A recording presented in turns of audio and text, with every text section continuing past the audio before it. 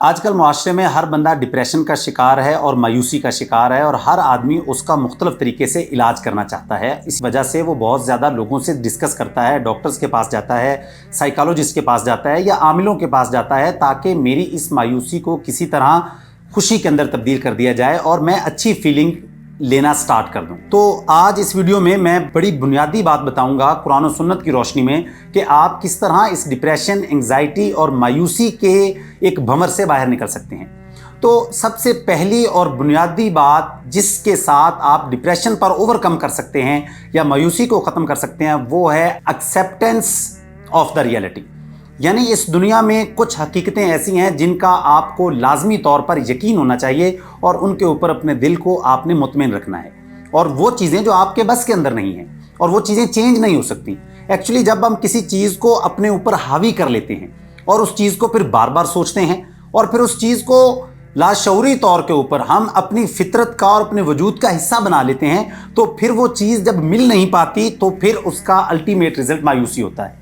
مثال کے طور پہ ایک شخص کو کسی شخص کے ساتھ، کسی انسان کے ساتھ محبت ہو گئی، وہ اس کو پسند کرتا ہے، اب وہ 24 گھنٹے اسی کو سوچتا رہتا ہے، اسی کے بارے میں بات کرتا ہے، اس کی پکچرز دیکھتا ہے، اس کو محسوس کرتا ہے، اس کا تذکرہ کرتا ہے، اس کی ویڈیوز دیکھتا ہے، اس کے میسیجز کو پڑھتا ہے، اپنے ذہن کے اندر اس کو گلوریفائی کرتا ہے اور اس کے ساتھ اپنی قربت کی ایکسپیکٹیشن رکھتا ہے کہ میں اس کے ساتھ زندگی گزاروں گا، اور جب وہ ساتھ مل نہیں پاتا تو اس کا رزلٹ پھر مایوسی ہوتا ہے۔ تو اپنے ذہن کے اندر سب سے پہلے کسی کو گلوریفائی نہ کریں، اس بات کو ایکسیپٹ کریں ریئلٹی کو، کہ ہو سکتا ہے کہ جو انسان آپ کو پسند ہو وہ انسان آپ کی زندگی کا حصہ نہ ہو، اور ہو سکتا ہے وہ آپ کے ساتھ زندگی گزارنے کے لیے مناسب ہی نہ ہو۔ اور ہم لوگ اکثر ضد کر رہے ہوتے ہیں کہ بھئی مجھے وہ چیز ملنی چاہیے، وہ شخص ملنا چاہیے، اور اس کا پھر الٹیمیٹ رزلٹ یہ ہوتا ہے کہ جب وہ چیز نہیں ملتی تو ہم مایوس ہو جاتے ہیں اور پھر وہ ڈپریشن کی طرف چلے جاتے ہیں۔ ہمیں اس بات کو تسلیم کرنا چاہیے کہ جو چیز ہمارے مقدر میں بہتر ہے اللہ ہمیں ضرور وہ دے گا، اور جو ہمارے لیے بہتر نہیں ہے اللہ اس کو روک دے گا۔ اسی طرح اگر گھر کے اندر کوئی فوتگی ہو گئی تو آپ نے اکثر دیکھا ہوگا کہ کچھ گھنٹے کے بعد جناب فلاں کو بھی ہارٹ اٹیک ہو گیا، گھر والوں کو فلاں بھی رو رو کر بے ہوش ہو گئی۔ یہ اس وجہ سے ہے کیونکہ ہمیں ایکسیپٹنس آف ریئلٹی کا نہیں پتا کہ اسلام اس کو کیسے سکھاتا ہے۔ نبی صلی اللہ علیہ وسلم نے فرمایا کہ جس کے گھر میں کوئی فوتگی ہو جائے اس کا ماتم بھی، افسوس بھی صرف 3 دن تک ہے، یعنی 3 دن کے بعد اس کا ماتم بھی نہیں ہے۔ یعنی آپ نے ایک نیکسٹ سٹیپ لینا ہے زندگی کا، accept the reality of death, کہ گھر کے اندر موت ہو گئی، میں نے بھی تو مر جانا ہے، اس کو زیادہ غم کر کے، گلوریفائی کر کے، چیخو پکار کر کے کیا ملے گا؟ یا آپ نے اکثر دیکھا ہوگا کہ ایک آدمی سی ایس ایس کی تیاری کر رہا ہے، وہ سی ایس ایس کے ایگزامز میں پاس نہیں ہوتا، اب تو میں ڈپریشن میں چلا گیا ہوں جی، مایوس ہو گیا ہوں۔ کیوں؟ آپ نے اتنا گلوریفائی کیوں کیا اس کو؟ آپ اس کو اتنا زیادہ کیوں سوچتے ہیں؟ آپ نے بطور ہیومن ٹرائی کی، ایفرٹ کی، اور اگر اب وہ چیز آپ کو نہیں مل پا رہی اور اگر آپ اس میں سکسیسفل نہیں ہوئے تو اس پہ اللہ کا شکر ادا کریں، اس کے اندر یقیناً خیر ہوگی۔ تو اپنے آپ کو اس بیسک بات کو سمجھائیں۔ اگر آپ کا قد چھوٹا ہے تو اس میں آپ کا کیا قصور ہے؟ آپ کا رنگ سانولا ہے، اس میں آپ کا کیا قصور ہے؟ آپ کسی ایک خاندان میں پیدا ہو گئے، اس میں آپ کا کیا قصور ہے؟ جسٹ ایکسیپٹ دا ریئلٹی کہ آپ کو اللہ تعالیٰ نے وہاں پر پیدا کیا اور آپ کا وہیں پر پیدا ہونا بہتر تھا۔ آپ کسی اور جگہ پر پیدا ہوتے تو آپ کے لیے یقیناً شر کا باعث ہونا تھا، آپ نے کسی فتنے میں مبتلا ہو جانا تھا۔ تو ایکسیپٹنس آف ریئلٹی، کسی بات کو تسلیم کر لینا، یہ آپ کو مایوسی سے نکالے گا۔ اگر کوئی بیماری آ گئی ہے، جسٹ فیس دا ریئلٹی، بیماری آ گئی ہے، زندگی کی حقیقت ہے، اب اس کا علاج کروائیں، اللہ تعالیٰ شفا کو نازل کرے گا،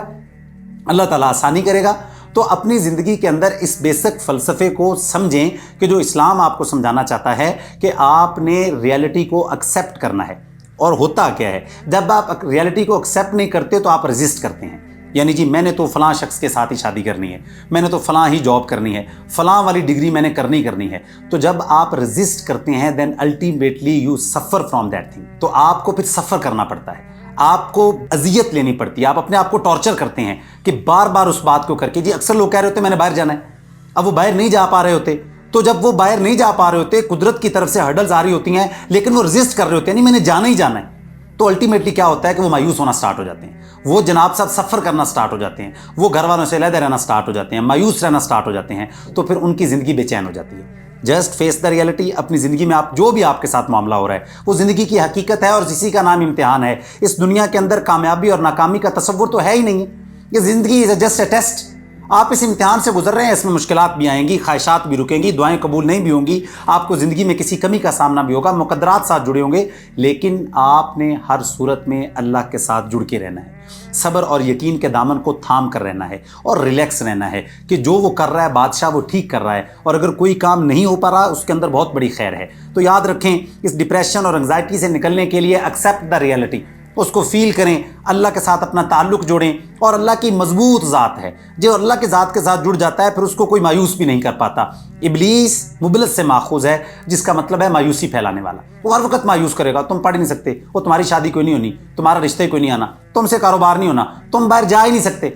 ابلیس کا کام ہے سارا دن یہی کرنا، اور ہم پھر اسی کی انگلیوں پہ ناچتے ہیں، اسی کے اشاروں پر ہم رقص کرتے ہیں۔ نہیں بھائی، تم جو بھی کہو، میرا اللہ مجھے امید دلاتا ہے، میرا اللہ جو کر رہا ہے بہتر کر رہا ہے، یہ زندگی کی حقیقت ہے، میں اس کا سامنا کر رہا ہوں، انشاءاللہ مجھے اللہ جنت میں بھی خوشی دے گا، اللہ میرے لیے دنیا بھی آسان کرے گا۔ So this is the basic point that you should accept the reality of life, either it is better truth or it's every, یا یہ زندگی کا کوئی بھی معاملہ ہے۔ تو آپ کو اس کو سمجھنا ہوگا، اس کے بعد آپ دیکھیں گے آپ کی زندگی کتنی پرلطف ہو جائے گی۔ صبح شام اللہ کو یاد کریں، اللہ کے ساتھ اپنا تعلق بنا کے رکھیں، اللہ آپ کی زندگی کو خوبصورت بنا دے گا۔ وما علینا الا البلاغ المبین۔